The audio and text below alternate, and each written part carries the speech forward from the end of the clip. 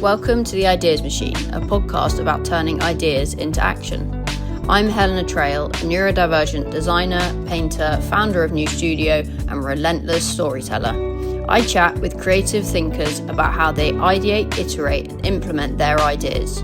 This is your space for honest conversations, creative tools, and a reminder that your ideas are worth building.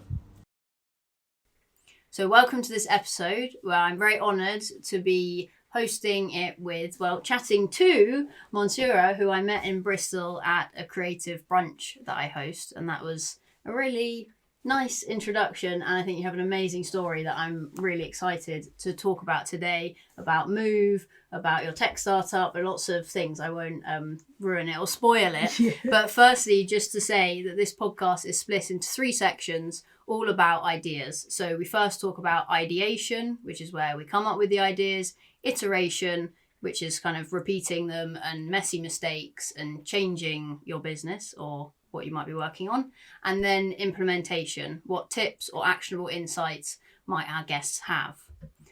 Oh, and before I forget, this is an audio-visual podcast, which means that you can also watch it on YouTube or listen on Spotify. So without further ado, that's what they say on the radio, right? Yep.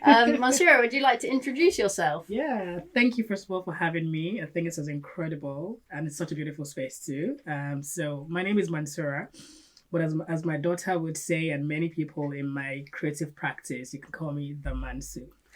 Right, so I'm a creative entrepreneur, a storyteller, a writer, and I will say I have been creating for the past nearly 3 decades now.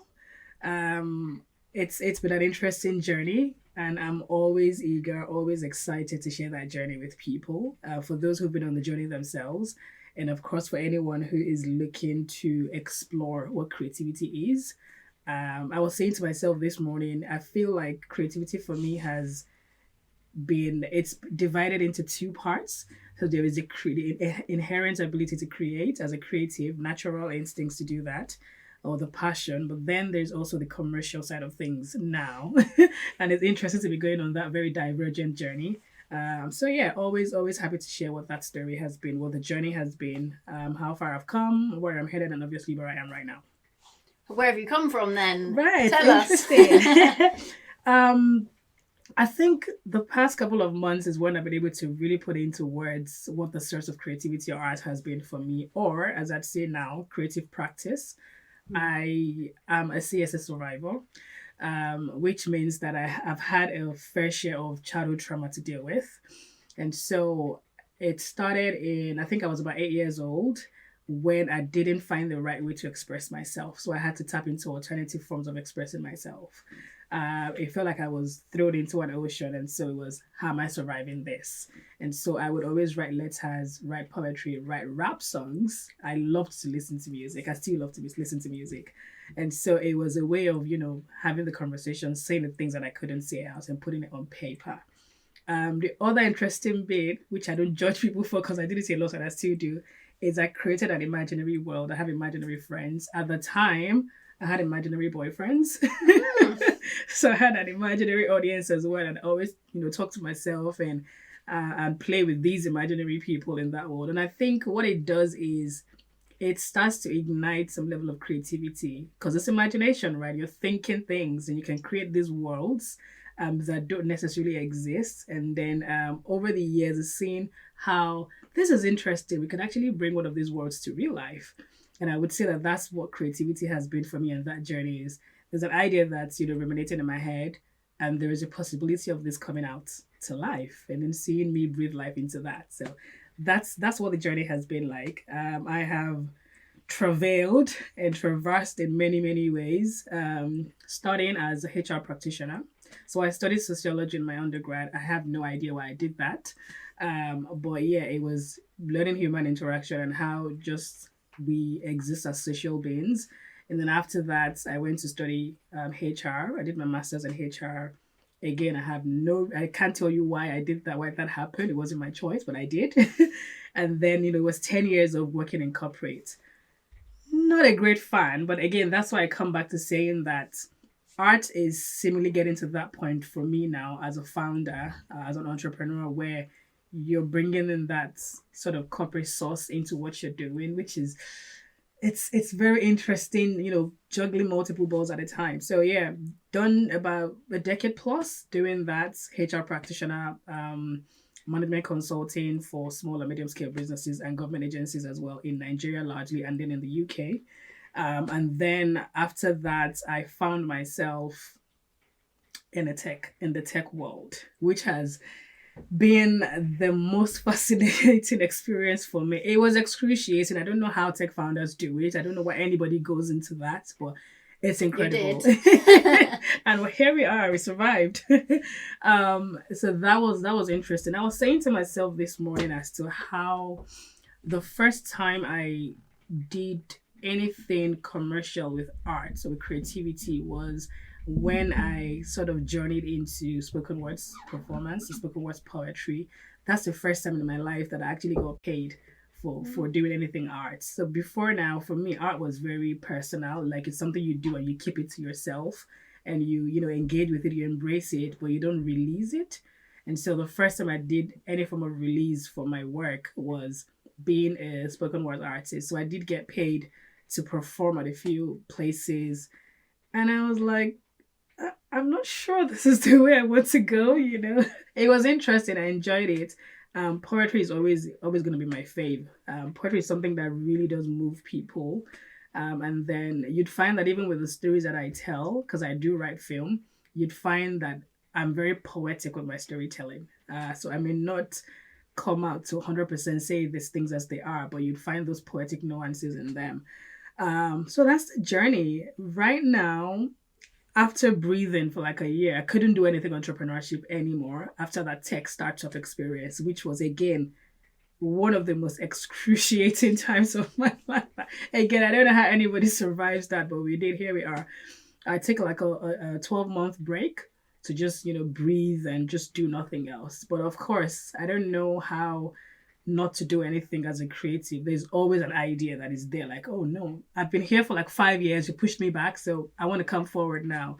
And so I had that with Move.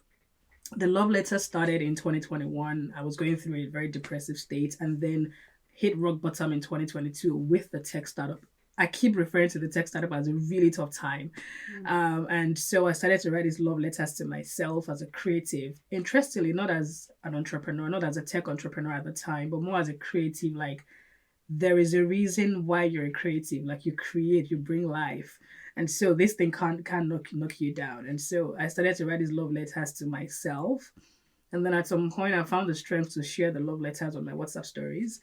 And I'd always get this feedback like, oh my God, that meant something to me. That did something to me. Thank you so much for sharing that. And I was like, okay, you're welcome. And I over time, I did see people put it up on their own stories and then send to me what somebody said to them. And I was like, okay, this is interesting. So 2024, when I was quiet, we moved to the UK with my husband and my family. My husband got a job here, so the family moved in here. And it was quiet. It kind of felt like COVID at that time for me, which is interesting. The irony was, or is that in 2020, I wasn't as calm as I was in 2024. Because 2020, I launched a project and it went crazy because it was COVID. The world had that stillness and people could really absorb art. And I think you would agree with me that COVID did a lot of things for creatives because, again, there was that quiet in the world that people could listen to what you were creating. And so many creatives really did boom. I started a story series for kids around that time, and we went on to self-publish, but we went on to sell over 6,000 copies across the world plus, which I packed when I went to do the tech startup. Don't do that. And so 2024 was that stillness for me, that calm, just rest and relax. But as with anybody who has, is like an ideas machine, you would know that there's a genie that's like, no, there's something here, there's more, you're sitting too long and so I had these ideas like, okay, let me put the letters together into something. And then I created a little book out of it, a chatbook, and then I just grown into, and it just keeps evolving into many, many different formats and different forms. But because, again, as an ideas machine, it's beyond the Mansu or Mansurah. This is where the commercialization then comes in, right? You're in a world where people, yes, would reward you for who you are as an artist. But if you have the vision to, grow something far bigger, far more expansive, there are certain things, there's a design of the world that you have to follow, which has led me to starting a media company, which is called Turtle and Bloom, which is now the home for all of these crazy ideas that I have across media. So whether it's book publishing, or theater production, film production, music, name it, it's all under Turtle and Bloom, which is now what is become the home to Move as well. We have so much to talk about. I just thank you so much for that introduction. I suppose, I don't know where to start. This is great. I think, my brain is like, poof.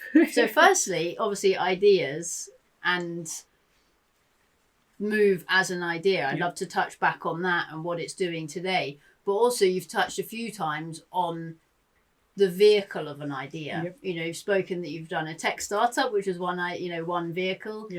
Children's books, films, poems, drawing. Do you do drawing? Music? I can't draw to save my life. Well, maybe not that. I'll do that bit. But I think so. I did a master's in healthcare design, and what I focused on was how in healthcare you can improve clinical outcomes through storytelling. Oh, that's beautiful. But the key to that is whatever the story is, it's what's the vehicle of that story to make the most impact. And really interesting to hear you say poetry, because whenever I've painted, I've paired my paintings with poems, which I've kept very private. I don't normally share them. And poetry is can be very moving, because you might not think to sit down and write something. And so that was my my master's of research basically said that film, animation, and kind of written word and case studies were the most powerful within healthcare. But it's also subjective. And I think what's really interesting with what you're doing with Turtle and Bloom as a media company is take the idea, and I think you have hundreds, right? And then decide what output for each one. So Absolutely. For Move, what does Move look like now? Right, that's interesting. So Move, again, just like with all the other ideas, it takes many shapes. But right now, it's starting as a chapbook, which is the love letters in forms of poems and line art illustration that you can color in. I find that is one of the most grounding things. It's just, you just sit with it and you just color in. It's beautiful illustration. The words are action words. It's 30 action words. And I believe that one of the things, if you're in a depressive state or in a tough time, one of the things you can do for yourself is just try to move. Whatever that movement is. So that movement can take many shapes. It could be dancing. It could be praying. It could be just move. Like that did help me when I was in my trying times. And so I have put together these 30 action words, put them together in a book, really short poems for each of them, and then line art drawing that you can engage with. But I mean, as it evolves, it goes into a workshop as well. I've done a couple of those here in Bristol, just gathering creatives and be like, this is who we are, this is what we have as a group, as a collective, and sharing what that journey has been, and just sitting there and moving the mind, even if it's not the body, but moving the mind, and then dancing and just experiencing the world together as a collective, especially from people who can sort of relate with what you're going through or what you've been through, and just sharing those shared experiences per se. So Move right now, again, is a chapbook. It's got 30 action words, poetry that accompany each of the words, and then line art drawing. And we normally save this bit to the end, but if someone wants to see it or get in touch, where do they get to move? First of all, you move your way. There's no right way to move. And then the next one is, of course, you can always check me on Instagram, the Mansu, my personal page, or the Move book on Instagram as well. Nice. So I normally say that's the end, but I thought, you've got to know now. Sorry for the slight interlude, but it's raining and we think we can hear the rain, but hopefully you're finding it calming if you can, so we'll carry on. In terms of iteration, so digging into your process, you mentioned tech startup, which you won't mention, I'm joking. Trial and error. I guess what's really good about Turtle and Bloom, like you said, as a media company, is every time you take on each idea, it can take different forms. Absolutely. But what are the key challenges, I guess, you've had as an ideas machine? It's interesting. I think the first one is having to juggle many balls at the same time. It's, every idea wants to come up. It's like we're all underwater. We want to breathe. So every one of them is trying to come up, and you're trying to say, I can't pick which is best at this time. So yeah, all of you just come to surface, and of course you're going to burn out because you can't do everything at a time. So that was the very first challenge or hurdle that I had to cross. And what I did eventually to be able to solve that was I wrote a list of all the ideas. So I've got like my ideas booklet, just pop everything in there and sit. Do nothing with it, just sit with it. It's interesting. It's one of the action words in move. It's like, yeah, you're moving, but just sit, And so I'm sitting with all these ideas and just doing nothing for like a few weeks. And then what I found was there is that one that just lurks and says, this is my time and this is the right time for it. And you kind of know, again, because I feel like ideas are like little genies that just fly around. And so it was doing that, the one that's constantly lurking in your ears. And it's like, I want to come, this is my time.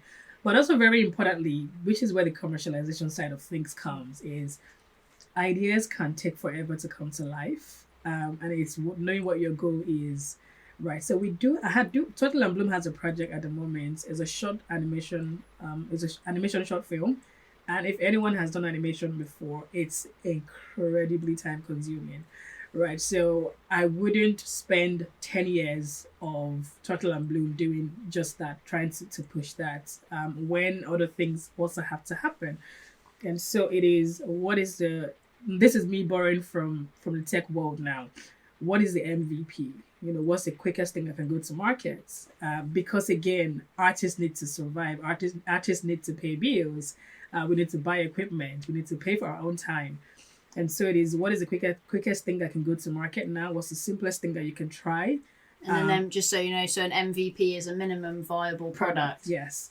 And what is the thing that you can easily iterate as well, and get that feedback and change and move things around. And so for me, it was because I had done something successful, in quotes, and in my own way with the kids' storybooks.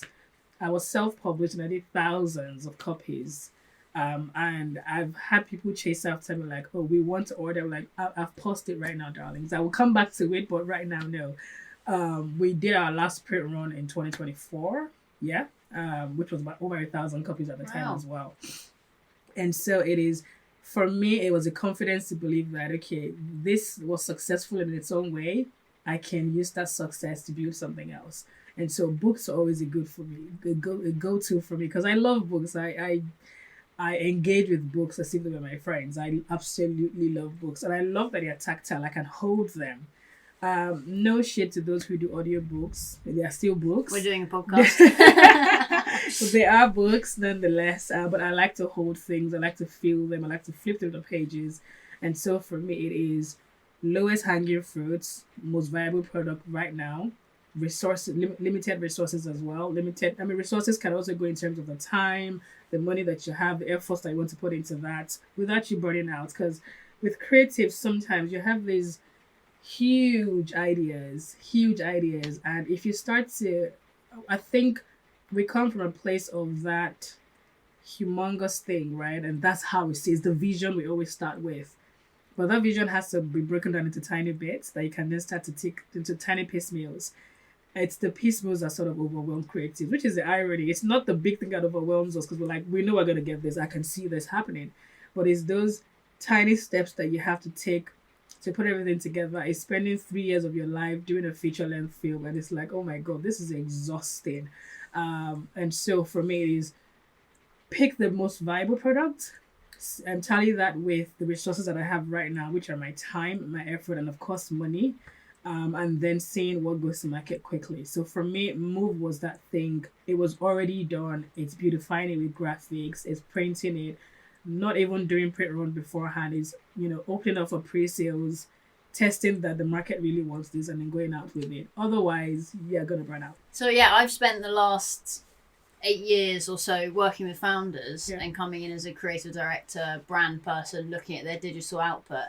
And the amount of times, the idea from the founder, they have to fully believe it, understand it, know their market but then they always want to build. I know this is very I'm generalizing a lot, but then you want to build the thing, and it's okay. No, what can you do up front? Can you build a landing page with a super cheap brand and logo? You don't need the 5-10 grand brand. You can have the quick logo typed out and made yourself, and then I feel like I'm shooting myself in the foot as a graphic designer, saying you don't need me, but get to your audience first. And I think that as you say, that's the key. It's how do you then get one idea out, and then how do you constantly iterate? Absolutely. And the digital world, as I'm sure you will agree, aids us with that. You can use tools like Canva. We can make our own podcast. We can record on our iPhones. We can obviously it's time. And then it's commercial value, but it's that balance, isn't it? I always talk about how technology, as it were, is such an amplifier. And I think it's been a gift to the world as a whole. You do have an idea and you can amplify that. You can take it to market quickly. You can test, you can try out things, and you can easily identify what works and what doesn't work. And I think we should all embrace technology in that way, as to what amplifies our work, not to replace it, because it's creativity, it's art, it's natural, it's divine in a way. But it's it's the genies. It is a genius, and they're not going anywhere.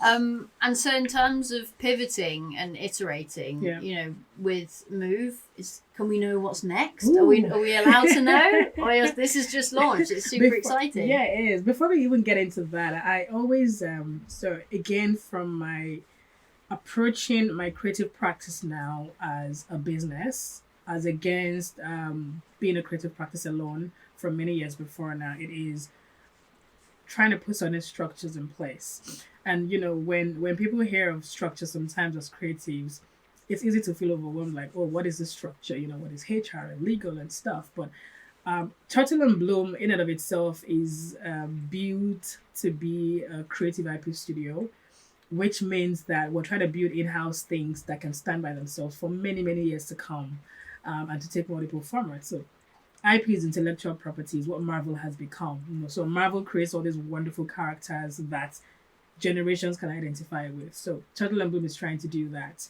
And with that comes a heavy duty to sort out your legal. So legal is very, very key and core to what I'm building. You must have contracts. You must write everything down. Your trademarking, your copywriting. And sometimes these are things that creatives may not know, or they tend to overlook. And you find that because it then tends to start going very admin heavy, you're like, no. And sometimes because you want to set in place some sort of structure as a creative, and of course that's running the practice as a business, it tends to become very admin heavy, and you find yourself then getting, oh my god, why am I here? This is not what I set out to do, because I'm a creative. I should be creating stuff, not worrying about taxes and legal and things like that. But I think specifically legal sits at the heart of what we do. You're talking contracting, so you're working with multiple people to bring your projects to life, to bring those ideas to life. So from designers to printing, like all sorts of things. Now because I'm creating an IP here, things that should stand by themselves, it's important that you're able to tick the right boxes as best as you can and as much as you can. So legal has been a very interesting bit. Prior to now, it's like, oh yeah, I'm looking for a graphic designer, can you do this for me? Yeah, I can. We exchange contact, we exchange the job, and we get it done. But over time, you're learning, especially from the tech startup world, as well as having my foray into film production. Contracting is very important. You cannot do without contracting, even if it's as simple as signing an NDA. Like you can't, which is a non-disclosure agreement.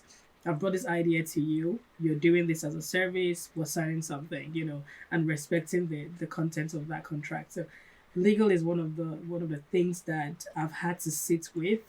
And I mean that's just a branch of the admin stuff of being a creative as well, and running a creative business as an ideas machine. It is just so many branches, and you find that you're not just creating. At some point, I have found that prior to now, I really wanted to just hold on to those creative ideas by myself. I'm like, I'm writing this, I'm doing this web series, I'm writing everything from start to finish. But you're wearing the hat of a writer, of the showrunner, of the producer, at some point a production manager, you're going to burn out. Like, it's a lot. So sometimes the release as an artist or as a creative is allowing somebody else take that, being able to delegate rightly, and just freeing yourself off of that, I must do it in my own way, and letting other people just flow. And then, of course, you still own it. It's still your idea.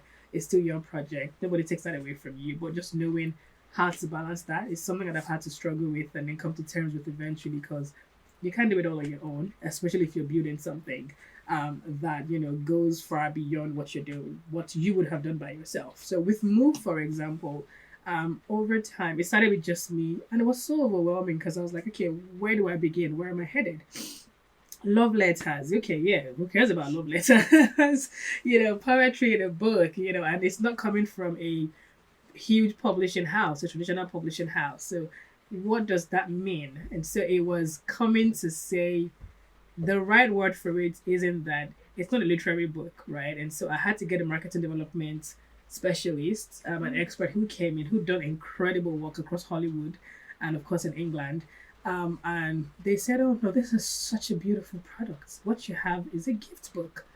So it's not a literary book. It's not a book of poetry per se. It's a gift book. It's something that you would pick and give to yourself and give to somebody next to you and to your family and to your friends. And so just being able to reward that, because for me it was, oh, I have a book of poetry. And they're like, yes, but this is exactly what it is.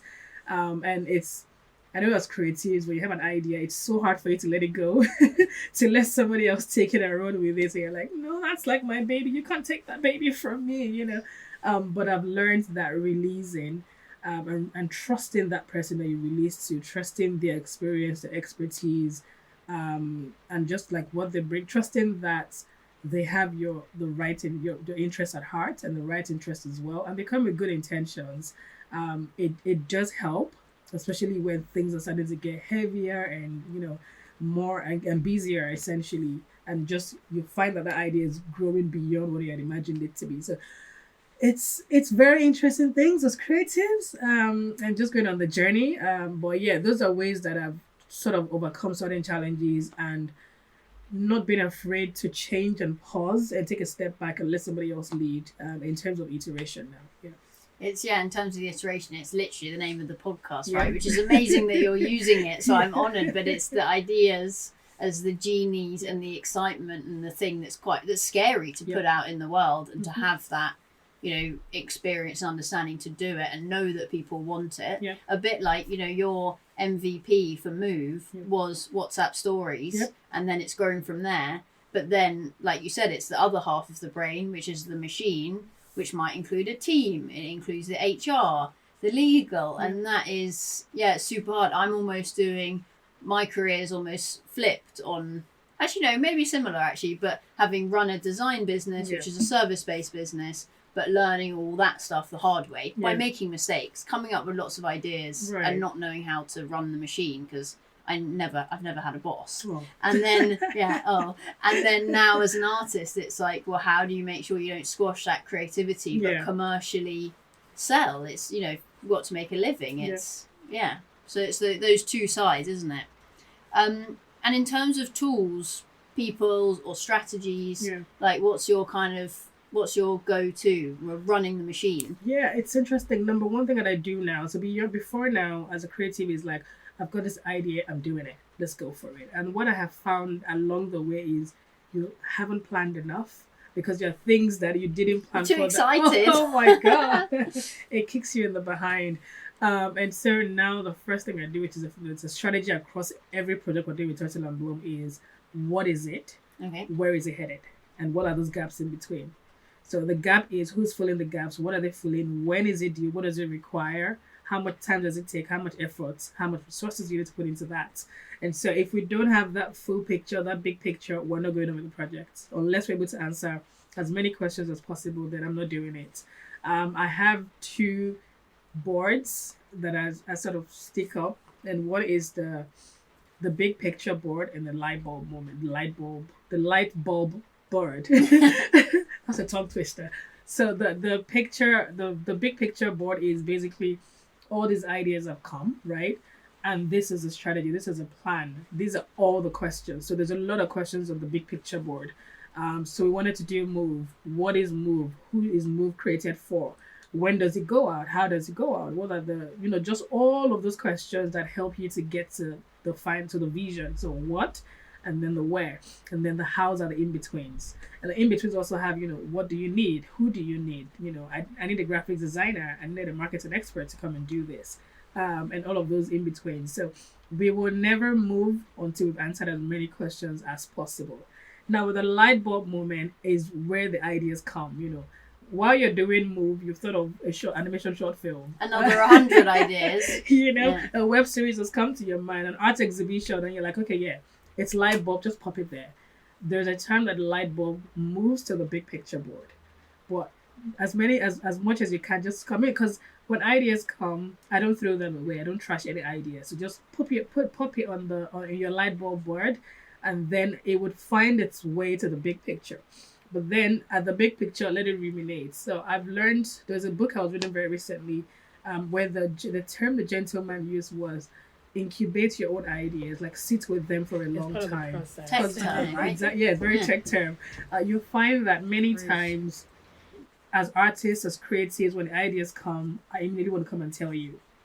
But because you have experience, and because you've also experienced the world in a different way, immediately you're like, yeah, what about this? Have you considered this? Have you considered that? Now, with artists and creatives with ideas, the moment we get that questioning, it sounds like a resistance. It sounds like you're saying it's not good enough. But no, that's not what the person has said. I'm only asking questions. But because you haven't started the idea for long enough, you don't have the answers. But as against going to respond to those answers and finding the answers to the questions, we tend to just shelf that and be like, oh, it wasn't good enough. That's what I heard the person say. It wasn't good enough, so I'm dropping that. But no, that's not the case. So for me, it's learning to sit with the ideas and then drawing that strategy as to this is what this idea is, this is what the vision is. And that may change over time. The how may change, but I'm clear what that what is, and just putting it down. So writing it as best as I can, putting it into words as best as I can, and then sort of creating like a business plan around it. Again, this is something that I borrowed from running a tech startup. There must be a business plan. What's the plan of taking this to market? Except, your arts practice is what you want to just do for your family and friends. You don't have to worry too much about commercializing it. But if there's a need to make some money out of it and make a living out of it, there must be a plan as to how you want to do that. The other thing in terms of tools is I'm very, very heavy on people. So I'm so blessed with quite a wide network.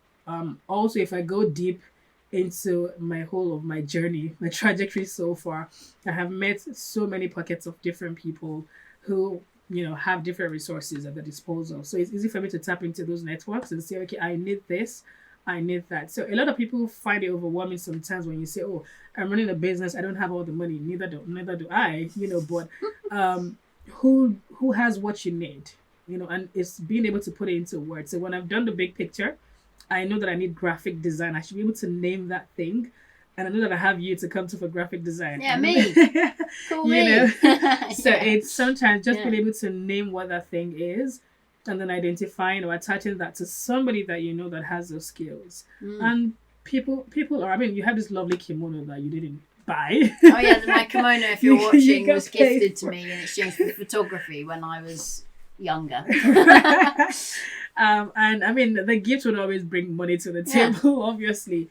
But for that person, they do have that. They did get the photography done, right? By engaging with someone who was willing at the time to get this, do this exchange for this service. But there are many people who willingly would do that for you. It's just tapping into that network, knowing what that is. So the strategy for me, always, it's such a big thing. I must write everything down. As a storyteller and a writer myself, when the ideas come, I'm penning it down, putting all the questions, listing everything out. Now, I don't necessarily sit with them for, oh my God, too long, there's no ending. Because again, that leads to analysis paralysis, because they're just analyzing, oh, we need to solve this. No, you can't solve all the problems beforehand. Anyone who knows me, I'm so quick to go into market with my ideas. I am so quick. You're there. I have thought about it. I've answered 10, 12 questions. I'm good to go. I would figure out the other things along the way. Now, it works for some people, it doesn't work for some. But for me, I've always seen that the best way to get that feedback is to actually go out and test that idea. Not to put all your monies and your life savings in it, obviously, and all your time, but the MVP, the most viable product. What is the smallest thing that you can try, the lowest hanging fruit, and people respond to that? But also it's tapping into my network. And that network could also be me testing with you and asking you questions like, oh, so I have this idea. I've done this much work around it. What are your thoughts from your experience? From who you also know, I know that you know a gentleman who can make me mugs and do great, things mugs. like that. And so there's a lot of resources around us that we don't necessarily tap into as much, which I think is very important for creators and anyone who has like loads of ideas, because you can't do it all by yourself. I said earlier that I am a big advocate of using technology to amplify your work, to make things easier, not to replace creativity, please, never, but to amplify it, to make it easier. I mean, we do have microphones, we do have cameras, these are all things. So whether it's hardware or the software side of tech, they do amplify what you're doing. And I never run away or shy away from, just learning those skills over time. I love Canva so much. This is not a Canva. I need an affiliate link for Canva, yeah. Just shout out Canva. Nice. So, it's just, quickly test this out and then, try it and go. Like, Move, all of the initial designs for Move were done on Canva. Like, I still have it today. This was 2021. And that's what I used to take to WhatsApp. It was so nice, very easy to go. Today, I mean, of course, invested money into design itself, but using those tools, knowing that they're available, and I mean, nobody's stopping you from using them and exploring them as best and as far and wide as you can. I find those really useful as well. One other recipe for me as a creative with ideas is I take my rest very importantly. I cannot function on less than 8 hours of sleep. I can't. I need 10. I'm not joking. Yeah. Thank you. I can't function that way. And even 8 is a minimum. Yeah. Like, I can't. My husband doesn't understand that I do 12 hours of sleep. He's like, are you a baby? I'm like, yes. Well, because if the brain with the ideas is going and going, and all these questions, if there's one thing 100%. From this conversation is all those questions, writing them out, getting them down is so important, because otherwise it's in the brain. Yep. So same as you. Straight to bed. Straight to bed, yep. I don't understand this idea, that goes around over 4 hours of sleep. I'm not sure that's how we're supposed to live our lives, but okay, to each his own. But I can't, like, rest is such an important thing for me. And I encourage it all the time as a recipe, as a strategy, as a tool that I use to keep the ideas running and to keep the machine being oiled. It is get as much rest as possible. Sometimes there's rest from the project itself, from the ideas themselves, and just, go for a there's a float thing around Bristol. It's such a beautiful experience. Just go in the water and just lay down there for like an hour. Do that, go to spa, go just relax and take a break off of everything.